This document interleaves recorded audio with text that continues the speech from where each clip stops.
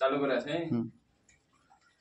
তো হ্যালো বন্ধুরা, আপনাদের সামনে আমি একটা ড্রয়িং নিয়ে চলে এসেছি। একটা ভাই রিকোয়েস্ট করেছিল, তো সেই কারণে আমি ড্রয়িংটা বানিয়েছিলাম। তো যাই হোক, তাকে আজ দিয়ে দেব এবং আমি আমার ফেসবুক পেজে পোস্ট করে দেব। আমি আপনাদেরকে বলেছিলাম আমি যেহেতু বাড়ির ডিজাইন আপলোড করে থাকি, সেই কারণে আমি আপনাদেরকে বলেছিলাম কারোর কোনো রকম যদি কোনো কিছু ড্রয়িং লাগে তো সে ব্যাপারে আমার সঙ্গে যোগাযোগ করতে পারেন, বা রাজমিস্ত্রির বিষয়ে কোনো কাজের বিষয়ে যদি কোনো কিছু জানকারি চাই তো সেগুলো আমাকে জিজ্ঞাসা করতে পারেন। তো আমি যে ড্রয়িংটা করেছি সেটা আপনাদেরকে একটু দেখাবো।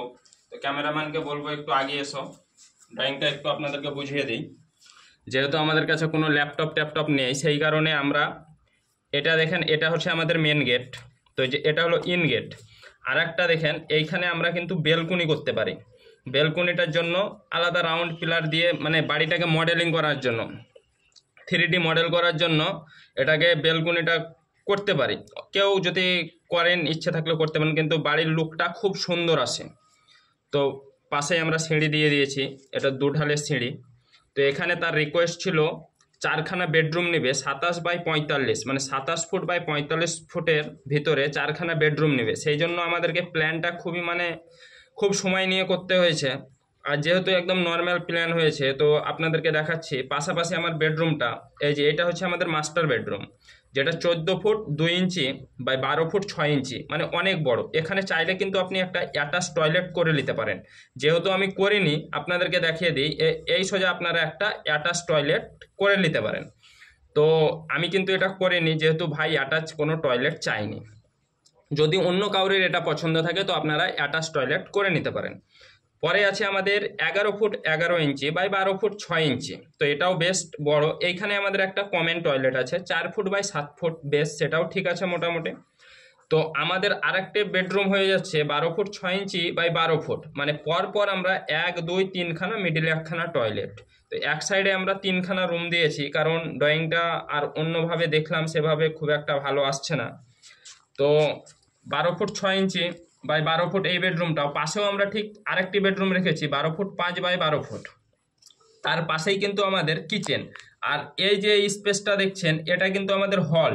তো কিচেনটা আছে 7 ফুট 6 ইঞ্চি বাই 8 ফুট। তো বেশ, কিচেনটাও মোটামুটি খুব একটা ছোট না। এই ধারে আরখানিক আমাদের জায়গা নেওয়া যেত, কিন্তু আমরা নিইনি এই কারণ এই আমাদের ডাইনিং যে পেসটা, সেই পেসটা ছোট হয়ে যাবে। তো এখানে 2খানা টয়লেটের অপশন দেওয়া আছে আপনাদেরকে।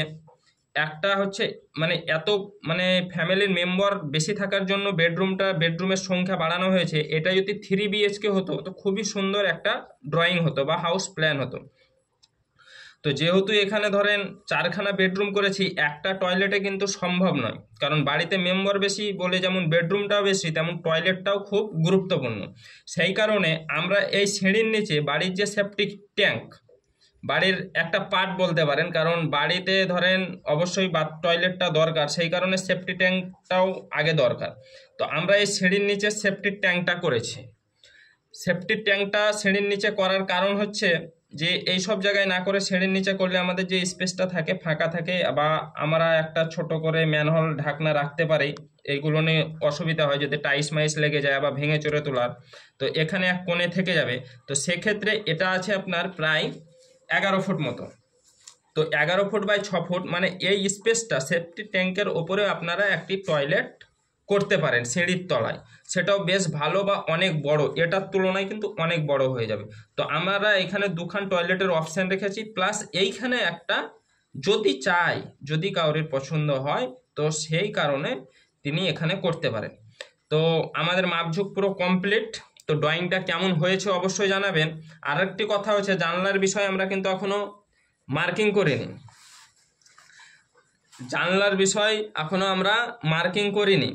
তো এখানে একটা জানলা হবে, এখানে একটা জানালা হবে, ঠিক আছে, এইগুলো সব মার্কিং করব। এখানে একটা জানলা হবে, এখানে একটা জানালা হবে। তো যদি ড্রয়িংটা ভালো লাগে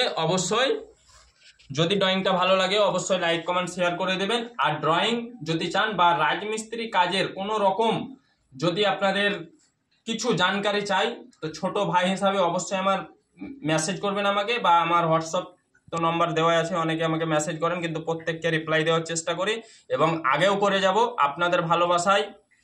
কারণ আপনারা যেভাবে আমাকে ভালোবাসা দিচ্ছেন, তো আমাকেও কিছু দেওয়া দরকার। তো যে ভাই যে কোশ্চেনটা করেছে সেটাকে তো আমি অবশ্যই রিপ্লাইও করেছি, এবং যারা ড্রয়িং চেয়েছে তাদেরকে অবশ্যই প্রোভাইড করেছি। কিন্তু কিছু কিছু মানুষ আমার সঙ্গে বলতে পারেন গদ্দারি করেছে, না করা নয়, তাতে কিন্তু আমি কোনো আপসেট নয়। তো আমি আগে এই খাতাটায় ড্রয়িং বানাতাম, তো এটা ড্রয়িংটা আবার কিনেছি, যেহেতু আমাদের কাছে ল্যাপটপ নেই। অনেকগুলো আমরা প্রোভাইড করেছি, ঠিক আছে। দেখেন একখানা, এ দেখেন দুখানা, তিনখানা। তো যাই হোক, এখনো অনেক সব তৈরি করা আছে। তো ড্রয়িং তো আর একদিনে হয় না, আমরা যেহেতু কাজ কামে থাকছি, তো ড্রয়িং আমাদের একদিনে করা সম্ভব নয়, সময় লাগে। আমরা বিকেলে 2-1 ঘন্টা করে সময় দিন। একটা ড্রয়িং করতে অনেকটা চিন্তা ভাবনার প্রয়োজন হয়, কারণ একবারে একটা ড্রয়িং হয়ে যায় না, তাকে ঘুরিয়ে ফিরিয়ে, আবার তার উপরে আপনাদের চয়েস যদি না হয়, সেই কারণে অনেকটা মেহনত লাগে।